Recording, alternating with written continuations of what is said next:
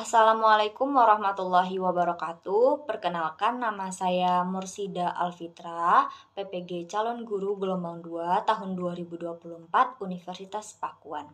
Di sini saya akan menjelaskan mengenai penerapan scaffolding dalam mata pelajaran Bahasa Indonesia guna memenuhi ujian akhir semester mata kuliah Perspektif Sosial Kultural dalam Pendidikan Indonesia dengan dosen pengampu Ibu Reshi Abdul Ghani MPD. Adapun studi kasus penerapan scaffolding dalam mata pelajaran Bahasa Indonesia dilatar belakangi oleh saat saya melakukan praktek pembelajaran terbimbing 2 di SDN Panaragan di kelas 4B. Saya mengajarkan mata pelajaran Bahasa Indonesia dengan materi membaca petunjuk arah. Namun, beberapa peserta didik ada yang merasa kesulitan dalam menentukan arah mata angin atau membaca denah sederhana.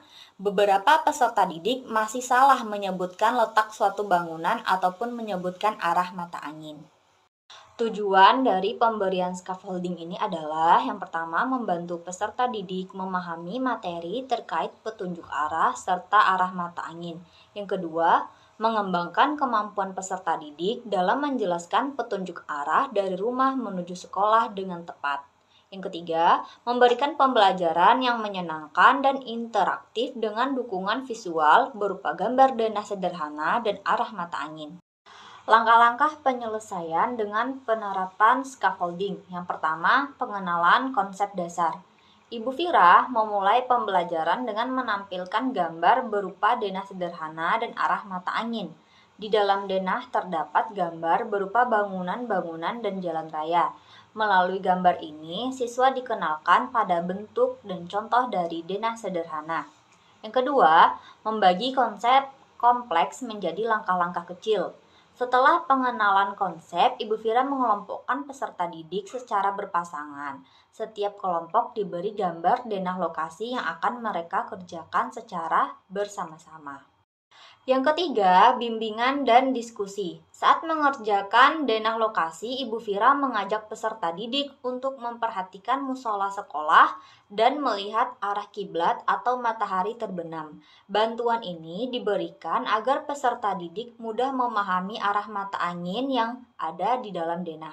Lalu Ibu Vira mengajukan pertanyaan, bangunan kelas kita berada di sebelah mana dari musola? Dalam hal ini, siswa diajak untuk berdiskusi dan berpikir cepat, serta menghubungkan dengan konsep arah mata angin yang sudah dipelajari. Keempat, menyusun ulang informasi. Ibu Vira meminta peserta didik menjelaskan ke depan kelas mengenai denah lokasi yang dikerjakan dan menjelaskan arahnya dengan menggunakan arah mata angin.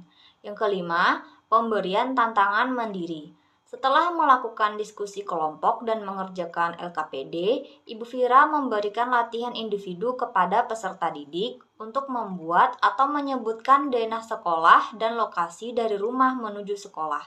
Dalam tugas ini, peserta didik diminta lebih mandiri tanpa bantuan langsung dari guru. Yang keenam, penilaian dan refleksi. Ibu Vira melakukan penilaian berdasarkan tugas individu yang sudah dikerjakan, serta tugas kelompok yang dipresentasikan ke depan. Selain itu, Ibu Vira juga mengajak peserta didik untuk merefleksikan pembelajaran hari ini dengan mengajukan pertanyaan, apa yang sudah kita pelajari hari ini? Apakah pembelajaran hari ini menyenangkan? Selanjutnya, kesimpulan. Penerapan scaffolding dalam pembelajaran Bahasa Indonesia membantu peserta didik memahami denah sederhana dan arah mata angin. Dengan bantuan berupa gambar denah lokasi dan gambar mata angin, membantu siswa dalam menjelaskan denah lokasi sekolah secara sederhana. Pendekatan ini efektif dalam meningkatkan partisipasi peserta didik dan rasa percaya diri peserta didik dalam belajar. Berikut adalah dokumentasi selama praktek pembelajaran terbimbing 2 di kelas 4B SDN Panaragan 1 Kota Bogor. Sekian penjelasan dari saya mengenai penerapan scaffolding dalam mata pelajaran Bahasa Indonesia. Saya ucapkan terima kasih. Saya akhiri dengan wassalamualaikum warahmatullahi wabarakatuh.